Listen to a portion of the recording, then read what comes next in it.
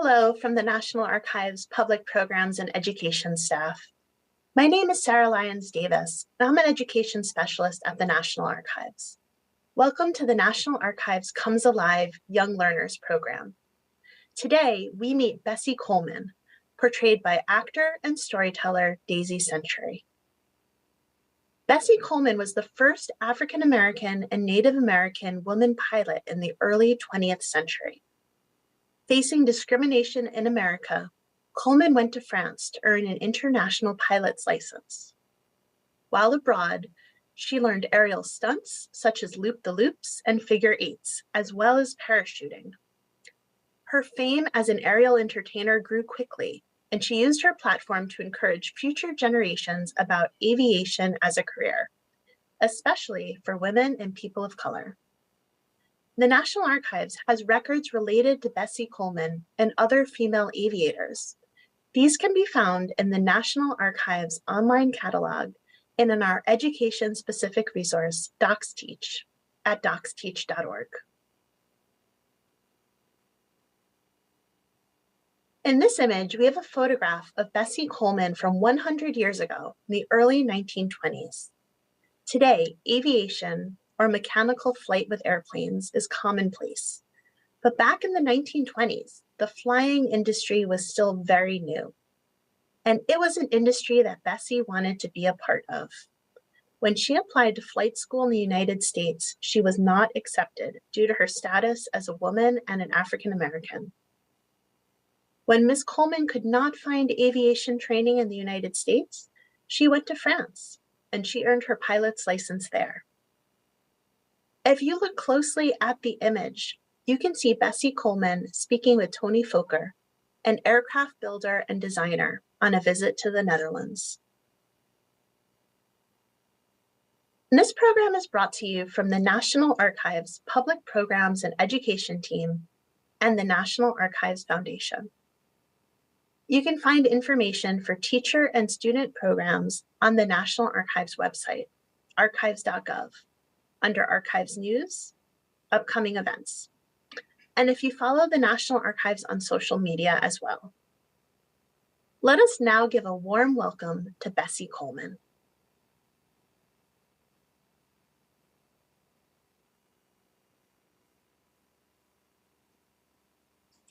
Fly away, fly up high.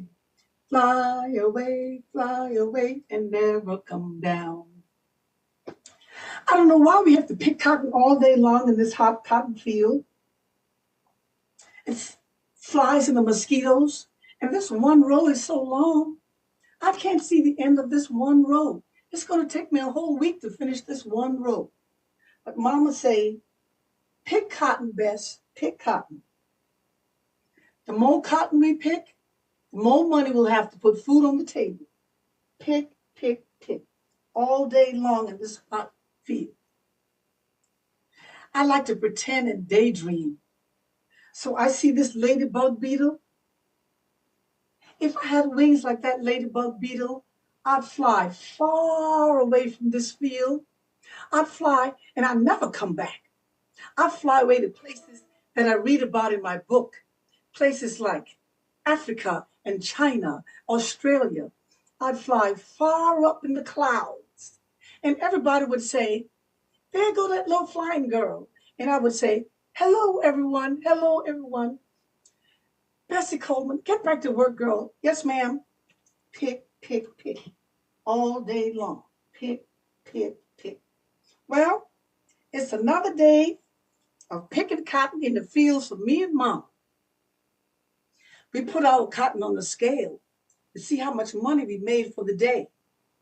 Mr. Johnson say, oh, that's about 35 pounds. I went around and looked. I said, oh, no, Mr. Johnson, that's 135 pounds. Mr. Johnson said, oh, I forgot. Bessie, you can read. I said, yes, sir, I can read. And I can cipher, too, quicker than most people can cipher with paper and pencil. So Mr. Johnson on one side, just mumbling and grumbling. Oh, I got to watch out for that little girl. That little girl can read and write real good. That little girl can cause me trouble. And he just mumbled and grumbled. Mama, on the other hand, was so proud. Mama said, that little girl gonna make herself something one day. I just know it. And she got spoke too. She just stood up to Mr. Johnson just like that. So Mama on one side being very proud, Mr. Johnson on the other side mumbling and grumbling. So another day of me and Mama picking cotton in the fields. My name is Elizabeth Bessie Coleman, and I'm 9 years old. I was born January 26, 1892, in Atlanta, Texas. Mama said when I was about 3 years old, we moved to another part of Texas called Waxahachie, Texas. So I lived with my mama and daddy and my three little sisters, Georgia, Eloise, and Nigel. I got two older brothers, Walter and John. They went to fight off in the war. I'm not quite sure which war, but they didn't come back to little old Texas. They stayed in the big city of Chicago. So most days, me and Mama picked cotton in the cotton field when the sun's shining. But when it's rainy and cloudy out, I help Mama take in wash, and sometimes I help Mama clean the big houses up on the hill. I don't like cleaning the big houses. I don't like to take in wash. And I sure enough don't like to pick cotton. But the one thing I do like, I like going to school. I like to learn. I like to read about people and places and mountains, rivers and streams and alligators and crocodiles and flowers and rocks. I just like to find out about everything. But better than reading, math is my favorite subject. Oh, I can figure out math in my head quicker than most people can figure it out with paper and pencil. I like to draw circles and squares and triangles and find out how much space is inside and out. Oh, I love to learn. But I can't go to school till we finish picking the cotton. That's not till the last of November, 1st of December. I can't go to school till we finish picking the cotton. Mama said, they're sharecroppers. I don't quite know what that is. So when I don't understand something, I put it in the back of my head and think on it a little bit later on. But sharecropping can't be nothing good because we barely surviving. Most days we hardly have enough food.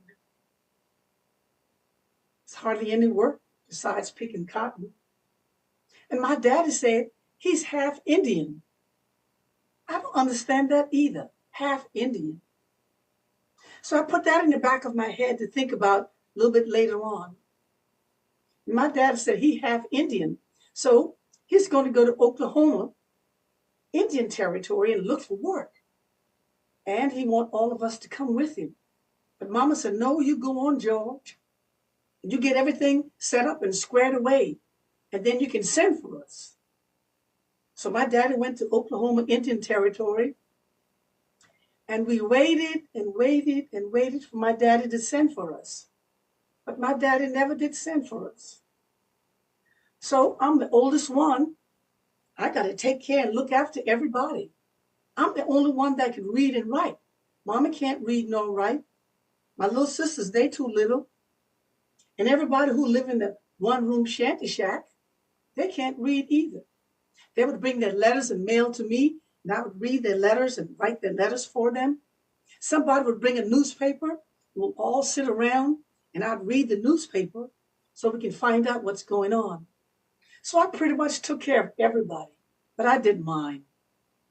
So as time went on, I finished picking the cotton. I could go to school.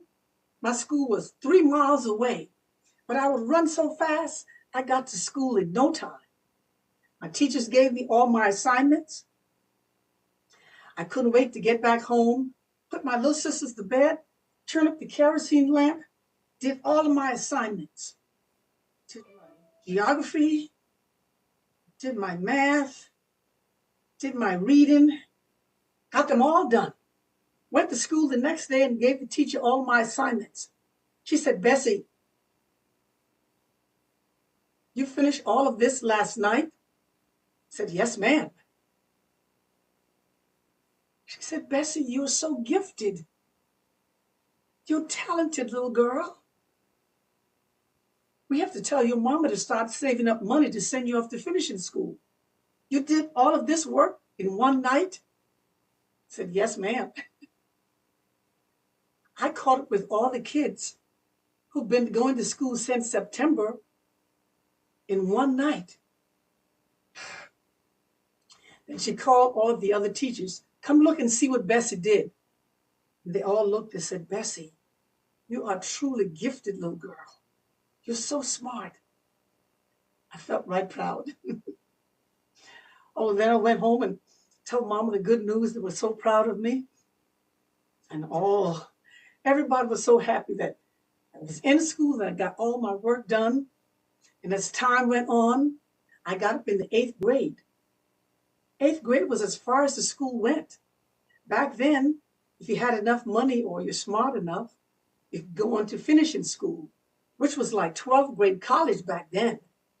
And somehow, Mama got some kind of scholarship from the church. And she begged everybody for 1 penny, 1 nickel, whatever they could give.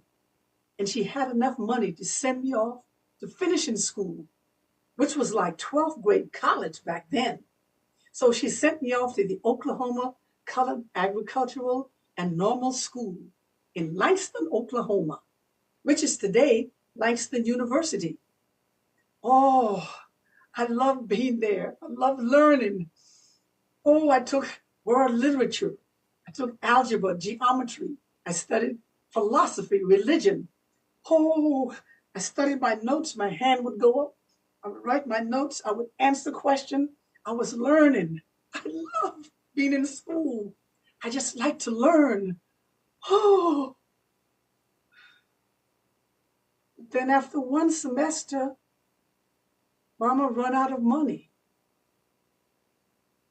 I had to come back home. I didn't want to come back home. I want to stay in school to learn. But I had to come back home. Went back to the cotton field. I don't belong in this cotton field. I want to do something important with my life. I don't know what. I want to make something of myself. I want to do something spectacular. I can't do nothing in this cotton field. I had an idea. I wrote to my brother Walter in Chicago and asked him if I could come live with him and look for work. I sent the letter off. In about 3 weeks' time, the letter came back, said, Dear Bess, there are plenty of jobs in Chicago. You can come and live with me. So I told Mama all about it. Mama said, Bess, to a place called The Stroll. We would put on our finest clothes. And sometimes we would have brunch. We would buy a dress or a purse or a hat. We would take in a live play. But mostly we would go to the jazz club and dance the night away and listen to all the great jazz giants. Louis Armstrong. Oh, he would play on his trumpet. Bessie Smith would sing. Bill Bojangles Robinson would sing. Oh, and we would spend the night away every weekend on the stroll. Oh, but something else was eating inside of me. I said, I don't think I'm supposed to be a manicurist for the rest of my life. But I continued doing people's nails. I continued listening to their stories. And on this particular day, there were soldiers who just came in from France. They said, you know what? While we were in France, there were women flying planes bringing us mail and supplies. What did you just say? I said, while we were in France, there were women bringing us supplies, bringing us the mail. There were women flying planes in France? He said, yes. That's what I want to do. That's what I want to do. I want to fly.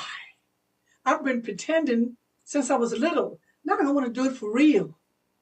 Everybody in the barbershop laughed at me. I said, no, I want to fly. They said, well, what do you know about flying, Bessie Coleman? I said, I don't know anything about flying, but I'm smart. I can learn anything. I said, well, good luck on that. Or who's going to teach you, Bessie Coleman? Well, there are flight schools here in Chicago. One of them will teach me. I said, well, good luck to you. And they all went about laughing and snickering and went about talking. But I was serious. So the next day, I made sure I went and visit my very good friend, Mr. Robert Abbott. He became my friend and best mentor ever while I was in Chicago. He owned the Chicago Defender newspaper. He said, you know, Bess, I've got a lot of boxes and papers, but there are 3 flight schools right here in Chicago. I'll bring the address back tomorrow. Good luck to you. Oh, the next day, Mr. Abbott brought the addresses of 3 flight schools, and he gave them to me. I was so nervous. I knocked on the first door. Come in. Good morning, sir. My name is Bessie Coleman. I want to enroll in your school of flight. I want to become a pilot. I want to learn how to fly. He said, what did you say? Good morning, sir. My name is Bessie Coleman. I want to enroll in your school of flight. I want to learn how to fly. I want to become a pilot. And he was a portly gentleman. He said, I heard you the first time. I just wanted to make sure that I heard right. You fly.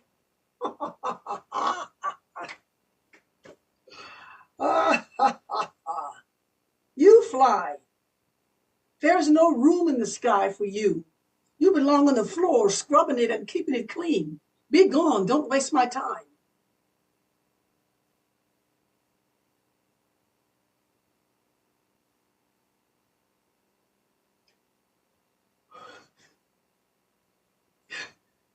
It was like someone ripped my heart out.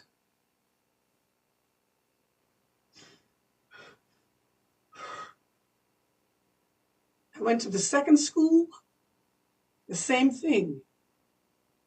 I went to the third school, the same thing. No one wanted to teach me how to fly.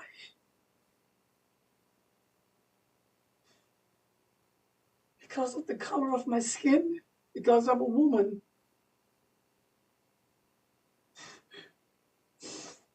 I just wanted to make something of myself. It wasn't like I wanted free lessons. I have money. I said, oh, I got to get myself together before I get back to the barbershop. And I got back to the barbershop. They said, well, tell us the good news. Tell us the good news. There's no good news. They said, all 3 turned you down? Yes. They all turned me down. But you know, Mr. Abbott, we tried though, didn't we? I'm going to go back and knock on the door every week until they let me in. Mr. Abbott said, you shouldn't have to do that, Bess. You're smart, you've got money. You can just walk in the door and sign the papers. Well, I'll think about doing something else, Mr. Abbott. I don't know what, but I'll think of something. Mr. Abbott said, Bess, it shouldn't be like this. I said, no, it shouldn't be. Mr. Abbott said, Bess, I've known you for quite a while. You don't give up this easily. Is this something you really want? I said, Mr. Abbott, I've never been so sure of anything in my whole life. I want to fly. He said, you know what? we might have to go all the way to Paris, France to learn how to fly. Oh, Miss Abbott, you think so? You think so? He said, now, don't get too excited. Let's write to some schools first and apply. So Mr. Abbott and I sat down and we applied to several schools, flight schools in Paris, and we sent the applications off. In about four months' time, the letter came back saying, we're going to teach you how to fly. The Coleman Brothers School of Aviation, LaCroix, Paris, France. I said, Mr. Abbott, they want to teach me how to fly. Read it. Maybe I'm too excited. I could have misread. Read it, Mr. Abbott. They want to teach me how to fly. And they didn't even ask what color I was. They just want to teach me how to fly. Oh, Mr. Abbott, thank you, Mr. Abbott, thank you. Mr. Abbott said, okay, now, Bess, now let's get a plan together. You're going to need a passport. I said, no problem. I can fill out a passport and send it off. I says, all right. You're going to need lots of money because you have to take the train from Chicago to New York, get on the ship. And when you get there, you have to find a place to stay. You're going to have to buy food and clothes. So you're going to need lots of money. So I got another job at the chili parlor. Then I got a part-time job downtown as an usher in one of the theaters. I put the word out to the churches to help me with my future endeavors. And every month, they would send money to me. I would put it all in my account. I call it my flying bank account. And he said, now, Mr. Abbott says, now, Bess, this is the hardest one of all. When you get there, they might not speak English. You're going to have to learn the language. No problem, Mr. Abbott. I enrolled in the Belise School of French, downtown Chicago. I studied and I studied. I followed the diagrams. It says, bonjour. Your mouth should be in an old circle. Bonjour. Bonjour, monsieur. Bonjour, mademoiselle. Comment allez-vous? Comment allez-vous? Au revoir. Au revoir, mademoiselle. Au revoir, monsieur. Je m'appelle Coleman. Je m'appelle Coleman. Qu'est-ce que c'est que cela? I practiced and I practiced until I got it. I was fluent in French. 2.5 years rolled by. I was ready. My passport came back. I had enough money. I could speak fluent French. I says, when you see me again, I'll be aviatrix, Bessie Coleman. So I got on the train from Chicago to New York, got on the SS Imperator, sailed off to Paris, France. When I got to Paris, France, Paris was absolutely gorgeous. Oh, the cobblestone streets, the fountains and the statues, the beautiful flower gardens, the buildings with golden tips and stained glass windows. Paris was absolutely gorgeous. They would pass me by and says, bonjour, mademoiselle. And I would say, bonjour, monsieur. And I would smile to myself. I understand them. Oh, I lived in a small town called LaCroix, France, not too far from the Somme River, an all-fishing town. I found out that my flight school was about 7 miles away. So, to save money, I walked there. My school in Texas was 3 miles away, so I ran and flew half of the way. So I did the same thing in Paris, France. I would walk real fast and I would just float along. When I got to my school, the Coleman Brothers School of Aviation, welcome, Mademoiselle Coleman, welcome to the Coleman Brothers School of Aviation. And we shook hands with everyone and he said, everyone have a seat. This is a 10-month course. It's divided into 3 parts. There's a written part, there's a mechanical part, and you have to fly solo. Once you finish all of those 3, you will get your pilot's license. He gave us our textbooks and says you read chapter 1 tonight. And before you leave, I'm going to show you around. He showed us the hangar, the runway, the supply room, and of course, he showed us the closet. I was so excited. I went home and of course I read chapters 1. I did all my diagrams, my vocabulary. Of course, I read chapter 2. Well, I sat down front and I took my notes. I was learning. Oh, I was learning. We talked about aerodynamics and anything that would fly. We studied the Bernoulli principle of flying, what makes things fly. Oh, we studied the parts of the plane, the rudder bar, the flight stick, the propeller. Oh, the compass bearing. Oh, the tachometer. We studied all the parts of the plane, the struts. Oh, we studied weather, wind speed, wind direction. We studied lift and drag, air pressure. Oh, we studied flight maneuvers, figure eights, bank turns, looping the loop. Oh, I was learning. I wrote down all of my notes. I was learning. We divided ourselves in groups, and we figured out sophisticated, complex, very complex and sophisticated formulas. We had to figure out how much gas would it take to get from point A to point B, and from point B to back to point A, considering the weight of the plane and the weight of the pilot. Oh, I was learning. There was 12 people in my class. They were all men. I was the only woman, the only black person in the class, but I didn't mind. I wanted to learn how to fly. And in no time, I passed the written test, A plus. I passed the mechanical test, A plus. And then my instructor took me up the first time, the second, third, fourth, fifth, sixth, seventh, eighth, ninth, 10th, 11th, 12th, 13th, 14th, 15th time. He says, "How do you feel, mademoiselle?" I says, "I think I'm ready." He says, "I think so too. You'll go up in 1 week, and this time you'll be all by yourself."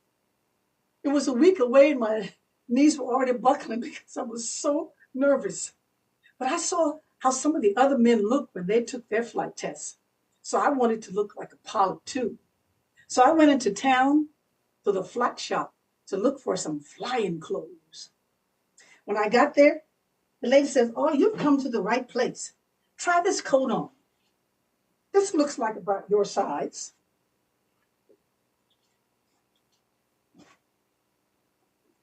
She said, "Oh, that's a perfect fit.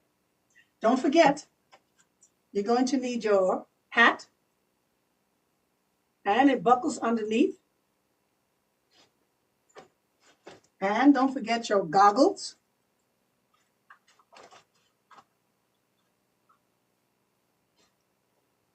And don't forget your scarf." She said, "Look in the mirror." I said, "Yeah, I like it." She said, "You know what? I've been meaning to ask. Why in the world do pilots have scarves?" I said, "Well, when we fly far up in the air. Sometimes our goggles get fogged up, so we have something to wipe it off. We can't look around for a piece of rag or cloth. So if we have our trusted scarf, we can wipe it off. And sometimes the engine kick back oil, and sometimes it splashes on our goggle. So we have our trusted scarf to wipe it off." She said, "Oh, well, now I know." And I said, "When we go somewhere, we wear our scarf as a fashion statement also." She said, well, isn't that something?" And she said, "Don't forget, you got to try on your boots." And I tried on all kinds of boots. Brown boots. I tried on tan boots, boots with buttons, boots with zippers. But I liked these the best. These were black boots that had buttons all the way up to the top, zipped to the side. She said, "Now, you're all set. Good luck." The day that I walked to my class, my knees were buckling. I was so scared. All the men were saying, "Bess, you're the best pilot out of all of us. Just remember in your head the diagrams." I got thumbs up. I got hugs, handshake. This time it was just me in the plane. I was so scared. My heart was beating. She says, "Okay, Bess, you can do this." I put on my safety latch, placed my feet on the rudder bar. She says, "Okay, Bess. Okay, you can do this, Bess. You can do this. You've been waiting for this, Bess, all of your life. one of our fellow students came and they turned the propeller until the propeller caught and it spun around. Plane started to shake. I taxied the runway and I got the signal to go up. I pulled back on the flight stick and I climbed higher and higher. I could hear the engine. I saw the flight school way off in the distance. Oh, the breeze felt good on my face. I said, the sky belongs to no one. There's no prejudice in the sky. If all of Chicago could see me now.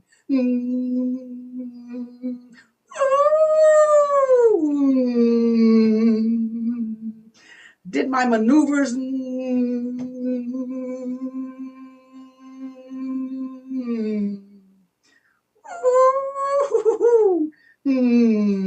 Then I climbed high until I heard the engine strain. Came back down. Said, yes, Bess, you did it. You did it, Bess. Then I pressed down on the flight stick. I got lower and lower till I saw the flight school off in the distance. And I touched down. I taxied the runway till I got in the hangar. Oh, Bess, you did it, Bess. You did it.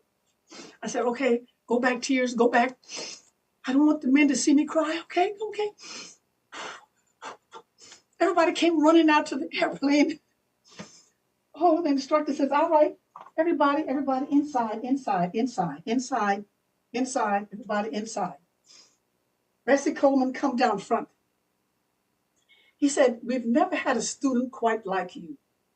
You did everything with such class and precision. This was a 10-month course and you finished it in 8 months.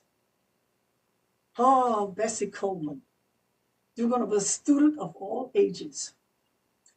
So you've earned your pilot's license. Your international pilot's license. That means you can fly here in France and back home in the US. June 15th, 1921, École d'Aviation des Forêts, Cauldron et Le Croix-Toy, France. Cauldron Brothers School of Aviation. I give to you your pilot's license. Elizabeth Bessie Coleman.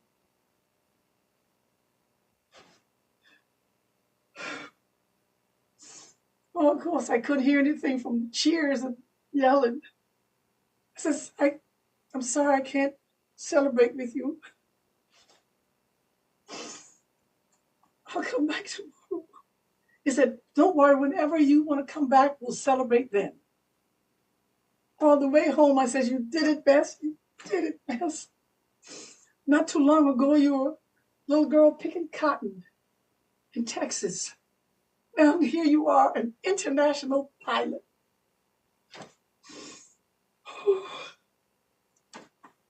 Of course, I wrote home and let everybody know that I'm a pilot and I'll be home in a couple of months. When I sailed back home, oh, that met me. Hundreds of people were at the ship dock and took pictures. And I did speaking engagement, but they wanted to see me fly. So I rented a J.N. Jenny from the Army surplus. And my first exhibition flying was at the Curtis Field in Long Island. Thousands of people came, and I dazzled the crowd.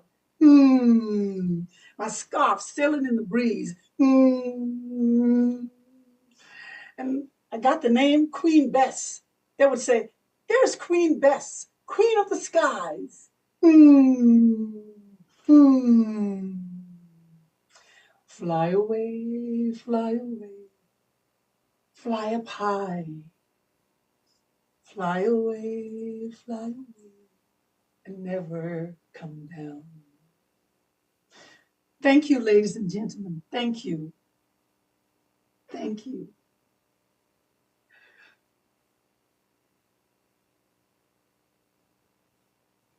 Thank you so much for sharing that wonderful and inspiring story. I learned so much about your life, and it was really amazing all of the things that you accomplished on the road to your goal. Yeah. Um, a few questions came to mind while I was listening to you speak. So, how did you overcome being turned down 3 times by Chicago's aviation schools before going to Paris to learn how to fly? What was that like, that experience? It it hurt. It was like someone just ripped my heart out. It took me a long time to get over that, but I had a very good friend, Mr. Robert Abbott. So it's so important to have good friends around you who support you and believe in you. And he believed in me. He said, "This is what you want." He says, "You can do this, Bess." So he was the one who encouraged me along the way to get me going, to help me with filling out the applications to go to France. So he was there with me every step of the way. And then I remembered something my mother used to say to us when we were small. She would say, "Can't, don't live in the Coleman household." So I remember that. I says, maybe can't today, but maybe tomorrow I can. So built on what my mom said, built on my good friend, Mr. Abbott, I was able to get enough courage to fulfill my dream. Yes, That's wonderful. It sounds like you had a really fantastic support system behind you as well. yes. And, but I know that, you mentioned having to deal with racism along your path. How did you handle that? How did you deal with the racism you encountered once you came back to America to fly? You know, I told everyone, I says, if you want me to fly at your field or your particular event, everyone will have to come in through the same gate. Because back then they had one gate for colored, one gate for white. Says, unless everyone come through the same gate, I will not fly there. So that was a start to let people know that my accomplishment is not only for me, but it was something positive for the Black race and for women. So I wanted to spread that good news to everyone. And that's what I did. And everyone started doing the same thing. They would say, she's not going to fly here unless everyone comes through the same gate. So they literally would shut down one gate, let everyone come through the same gate. So that was the start how I handled that. Mm, thank you. And what impact do you think being the first Black female to get her pilot's license had on future generations of Black women entering the aviation field? Oh gosh, my being the first, I used to think about that. I says, I not only just did something positive for myself, but I did it for the Black women and for the Black race. And my goal was to get enough money to start my own flight school so that I would teach the young boys and girls how to fly so they wouldn't have to go all the way to Paris, France. That was my goal. And I know looking way, way, way into the future, I know women will probably have my picture on the wall to say this was Bessie Coleman. She did it back in 1921 to get her pilot's license. Here I am way in the future, maybe in the 1900s or maybe the 2000s. Maybe I can do the same thing as Bessie, and hopefully I will be some type of light or some bright spot that would get them over being afraid or feeling that they're not good enough or smart enough. So I'm hoping that that's what my getting my pilot's license would do, not only now, but way, way in the future for women, all women, but specifically women of color. That's incredible. Thank you. And how about we end with one last question? What advice do you, as Bessie Coleman, have for our youth today? Oh, the youth today, I would tell them, boys and girls and ladies and gentlemen, why walk? You can fly. When you can fly like me, boys and girls, ladies and gentlemen, never let anyone tell you that you can't, because you can. Once you make up your mind, you can. And I tell you, it's not easy, but like anything, you take one page at a time, one page at a time. And that's what you can do. But you cannot stop at one no. You have to keep going until you get to the yes. But my whole persona is don't walk, fly. Fly like Bessie Coleman. Well, thank you so much for that incredible advice and sharing your amazing story with us, Ms. Coleman. I know I learned so much, and it was so wonderful to hear it in your own words. So Thank you. thank you for your time today. Thank you so much. Thank you. And let's take one last look at the Docs Teach educational activity before we wrap up today. So again, this is the Docs Teach educational activity of Bessie Coleman standing next to Tony Fokker, who is the aircraft builder and designer on a visit to the Netherlands. And this activity, again, is on docsteach.org. So I hope you can all join us next month as well for our Young Learners program with John Jay, attorney, diplomat, and one of our nation's founding fathers. And thank you all for participating in our program today.